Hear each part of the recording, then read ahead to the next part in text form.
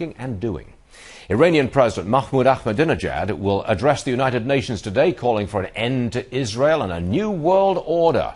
The UN is allowing this speech on the Jewish holiday of Yom Kippur. Here is President Obama's response to Ahmadinejad's incendiary remarks from earlier this week. Listen to this. Make no mistake, a nuclear-armed Iran is not a challenge that can be contained. It would threaten the elimination of Israel, the security of Gulf nations, and the stability of the global economy. And that's why the United States will do what we must to prevent Iran from obtaining a nuclear weapon. Zuhdi Jasser from the American Islamic Forum for Democracy joins us this morning from Phoenix, Arizona. Dr. Jasser, thanks again for joining us. Always good to see you, sir. Thank you, Stuart. It's great to be with you. Now, at the end of the session at the UN yesterday, Pakistan's president suggested that we make a law, a universal global law, that said you may not insult the Prophet Muhammad. Today, we've got Ahmadinejad standing in front of the United Nations on Yom Kippur, the holiest day of the year for Jewish people. It seems like there really is, how would I say it? I mean, a real difference here between the way Islam is being treated and the way Jewish people are being treated. You're a practicing Muslim. How do you see this? Absolutely. And I'll tell you, Stuart, I wrote today in the Dallas Morning News a piece called that we need tough love for the Arab world and the Muslim community, because I find it insulting as a Muslim that some people and our government and the free world thinks that we need to be treated differently than any other faith community that's respected, that somehow Muslims need to be coddled or they'll implode and do violence, and in effect holding us to different standards, which I find to be actually bigoted, that somehow we need to be treated gently but not given the same respect and equal rights, and therefore given the same often disrespect, which is part of free speech, etc.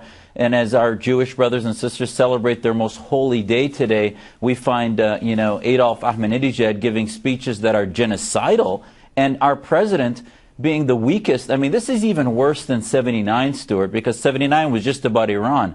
Today, this is much more than Iran. You see America in retreat in Pakistan, Afghanistan, in the Arab world, and we are missing in action. It's almost as if the Obama administration's doctrine is an abandonment doctrine rather than actually one of strength. Dr. Jasser, your position is you're in a tiny minority. We very rarely hear from practicing Muslims the kind of opinions that you've frequently expressed on this program. I put it to you, you've really lost the debate. And you've not lost the debate, you've lost the numbers. You have no numbers on your side, do you?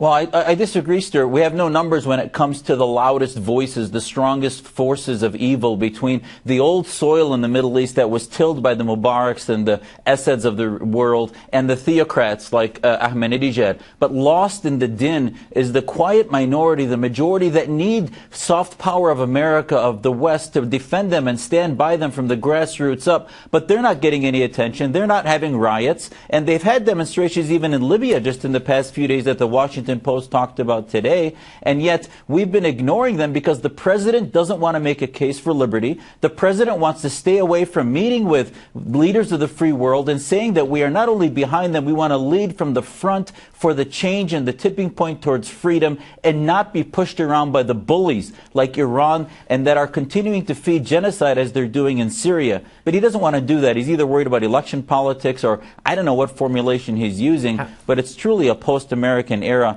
And the majority of Muslims, I think, Stuart, are waiting for that leadership. Okay, now here's a key question.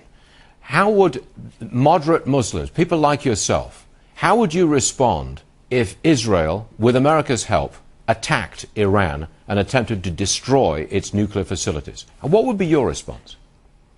Well, for those of us that live in the free world and believe in freedom, if that is the last resort and the only way to prevent them, we'd understand that, suicide bombing on steroids is Iran having nuclear weapons. So we understand that if you're going to defeat radical Islam and political Islam, you cannot allow a genocidal maniac like Ahmadinejad and his clerical council to have nuclear weapons. And we understand living under the theocrats, and as we see now in Egypt, remember the Brotherhood only had 25% of the vote, so most most Muslims. There was a green revolution in Iran in 2009. I don't think many of the millions that were in the streets that we abandoned would be that upset with seeing even their own government prevented from engaging in type of posturing with nuclear weapons that would put their entire country at risk. Dr. Zuhdi Jasser, a frequent guest on this program and a welcome guest. Thanks for joining us again, sir.